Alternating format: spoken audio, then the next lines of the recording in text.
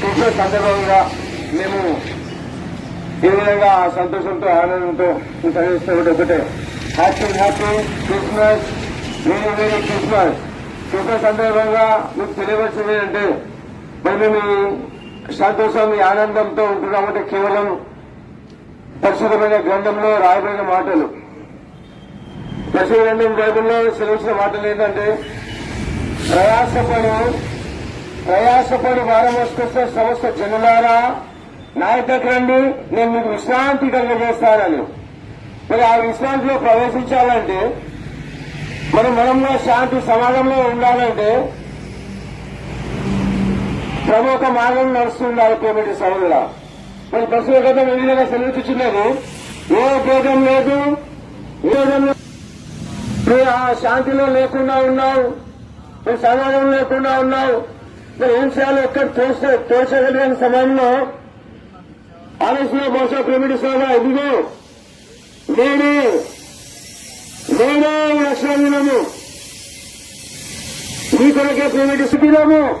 ఈ దినము ఏ స్థితిలో ఉన్నావో, ఏ సమస్యలో ఉన్నావో రా, ఈ ఇంటిలో ఉంటే పేమెంట్ సభ మాటలు నీ కొరకే.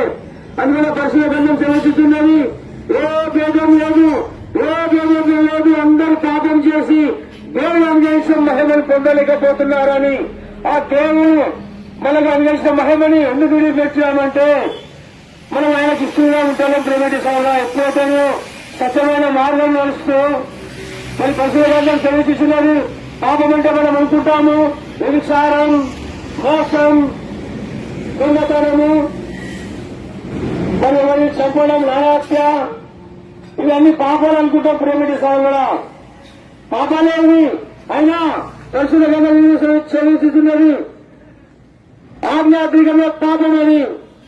మరి ఆ ఆజ్ఞను అధిగమిస్తున్నావు. ఈ దినం నేను వాళ్ళని సహోదరులు ప్రేమించిన వాక్యను మర్చిపోయి మరి నువ్వు ఎలా ఉంటున్నావు ఒక్కసారి గ్రహించుకో ప్రేమిటి సోదరా.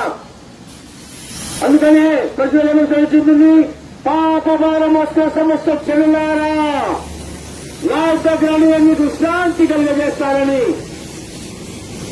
ఆ విశ్రాంతిలో మరి ఈ దినము నేనున్నాను.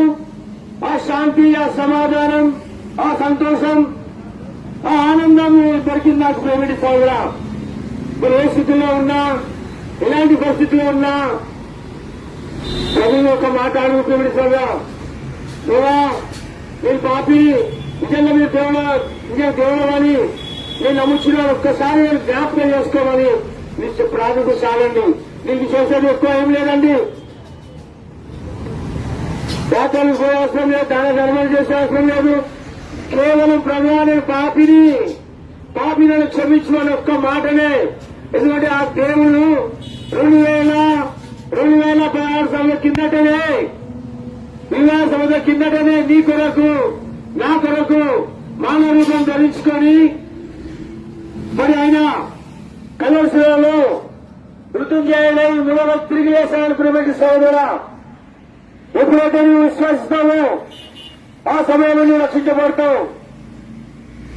విశ్వసించు, నీవు నీ కుటుంబం అంతా రక్షణ వస్తారు. ప్రేమిటి సోదరా, మేము చెప్తున్నామంటే మా జీవితాలు మారి మాకు సంతోషం దొరికి ఆ సంతోషంతో మీకు పంచుకోవాలని ఈ క్రిస్మస్ సందర్భంగా ఈ విధంగా విషయమైన మార్గం ప్రకటించాలని ప్రేమిటి సోదర ప్రభు మనల్ని ఏర్పరచుకున్నాడు.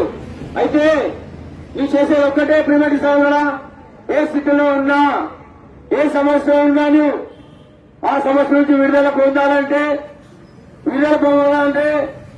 ఈ క్షణమే ప్రభువైన యేసుక్రీస్తు వారిని నమ్ముకో, నీవు నీ కుటుంబము రక్షించబడతాను.